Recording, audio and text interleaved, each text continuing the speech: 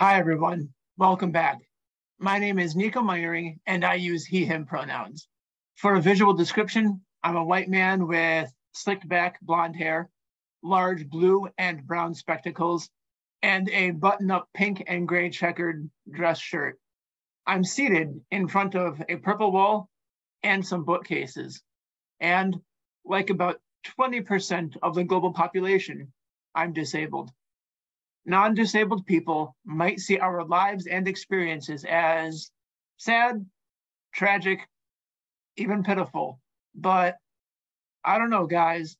I've been disabled a pretty long time, and I think there's also room for disabled joy. Our disability community has as many members as it has opinions, which is why I've asked my friend Lorelei here with me today to talk about disabled joy. Because of Lorelai's communication needs, I've sent her the questions beforehand, and we also have the chat going. All right, fantastic. Hi, my name is Lorelei, and I am a deaf non-binary trans woman. My pronouns are she and they. I'm from Vermont. I am a disabled content creator and activist. I do a lot of work in the community as a intersectional feminist from a land of disability, fat liberation, and actively anti-racism. So I do a lot of different kind of work, including mutual aid and stuff like that. I'm also a comedian, filmmaker, streamer, gamer, content creator, writer, poet, actor, among other things. So that's pretty much what I do.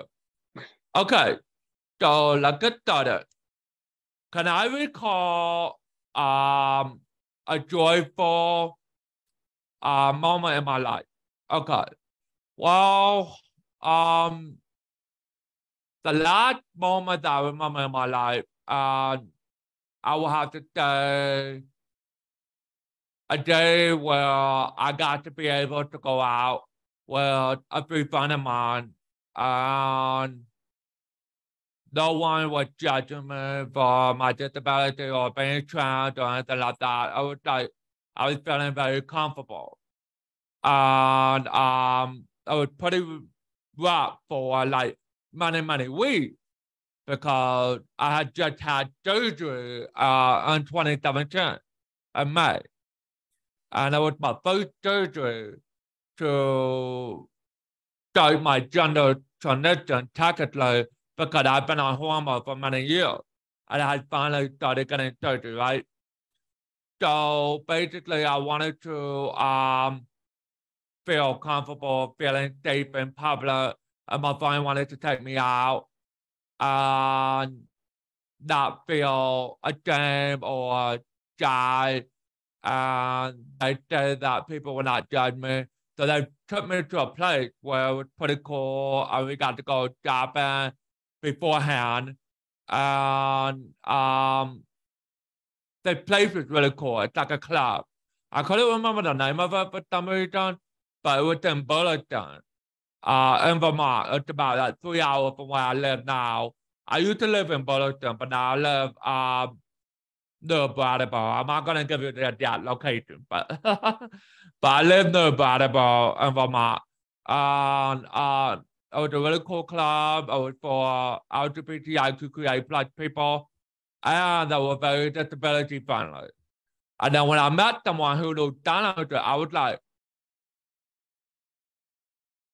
I was swimming and I just enjoy, and I was just like just jumping, and it was so cool. So I felt like I belonged somewhere because someone understood what I was doing, and that person was autistic too and had the same physical disability that I had that caused my speech impediment, which is the thing that two famous actors had. I can't remember, I can't pronounce the name right, and I can't remember exactly, but Milo, who played Jack from Gilmore Girls, and yeah, that one.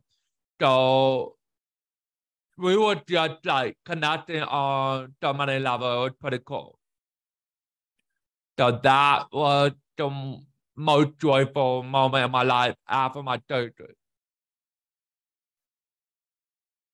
Fantastic. Let's see. Second question. How has been the table affected my joy? So it has been days where I will go out in public.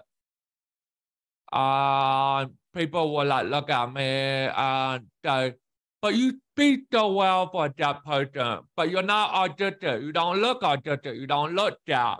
And they would say so many different things about many different my disabilities. You don't need a cane. You can walk fine. And I'm like, I have osteoarthritis and different part of my joint. And they don't understand that I grew up with a physical disability that I had to call my talking. And I had to practice for many years to learn how to talk because I grew up in a hearing family. And I went to mainstream school and the deaf school both. And I can't always dance because of the fact that I have osteoarthritis. And it was hard for me to go out in public and deal with hearing people and deaf people at the same time because they'll be like, you can't dine well because, you know, I have osteoarthritis. And then I have hearing people who tell me I can't, you know, talk well. Or some people would say, I talk well for a deaf person. And then it's a double-edged sword, you know? And so it affected my joy a lot. But I keep reminding myself that I have a good group of people and try not to be so depressed. And I try to stay positive and continue to be a good role model for the community. And it's just, it's tough. What do I want the general public to know about my disabled quality of life? Well, for many years now, I have grown up with a variety of disabilities, including being in a wheelchair for like 3 years. But pretty soon I will probably have to go back in the wheelchair because of what doctor told me what will happen later. I'm still on a cane yet, but in the future it will happen again. People need to realize that disability is a spectrum, just like autism is a spectrum. Deafness is a spectrum. There's many different kinds of disability that is a spectrum. And the quality of life will change. One day you will be better, but you'll still have a disability. Other day you will be worse, but you'll still be okay. But also, being immunocompromised is not perfect. But I am trying my best. And it's not easy.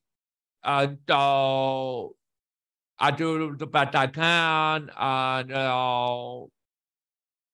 I want the public to understand that even though the world is not always acceptable, and there are some countries that are acceptable, which is kind of cool. I think like article and video where they are making some places acceptable, that's pretty cool. But there's still a lot of work to be done. And the ADA is not perfect. There's so much work to be done. And I will wish that, especially in recent months, that the deaf community could do better for trans people and autistic people who are in themselves deaf and hard of hearing. And so we need to do more education and start better misinformation. And that's important. And just, if I could do one piece of wisdom from another disabled person who shared that same wisdom, to tell able people and people who don't have disability to just shut the fuck up to my language and listen to disabled people. Let us speak up or die or I put that stuff and way that explain our disability and stop trying to apply that. Just let it, I explain it because it will happen to you eventually, especially with the pandemic and all that stuff. And the pandemic had accelerated our quality of life. So you need to understand it will happen to you too. So,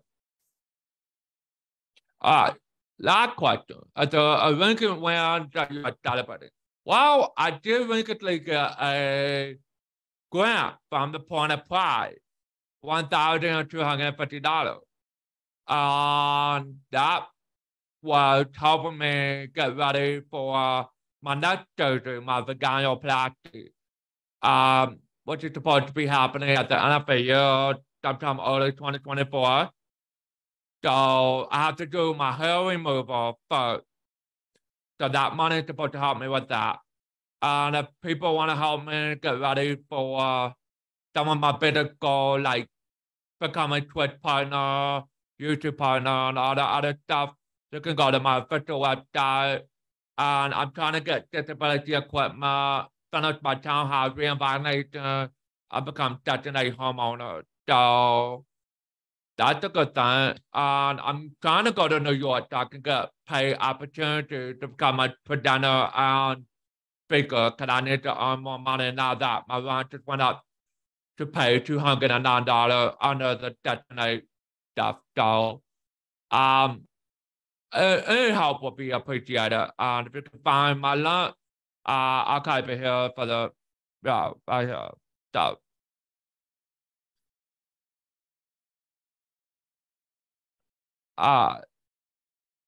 yeah, you can do all of that. Thank you so much. I appreciate your support. And I look forward to sharing more of my journey and my story on Instagram, TikTok, YouTube, Twitter, Patreon, everywhere else. And if you want to check out my Hoya conduct, I'm also over there at the other website, thehoyanerd.com. So everything Hoya. Thank you. Thank you. And Lorelei has dropped some links in the chat that I will share in the video description of this one. Fantastic. Lorelei, I've really loved listening to your answers. Thank you. I'm sorry that you haven't always been supported with your access needs or your inclusion needs. I'm so glad that you found people that can support you. Yeah. And that you have a medical plan to address any outstanding issues. So right. Progress is good. Progress is good. Yeah, survive a lot. And even a darker situation and everything, but I'm still here, still rocking. Absolutely. Lorelei, thank you so much for joining me. I'm wishing you all the best in the future. Audience, tune in next time. And remember, I'm rooting for you.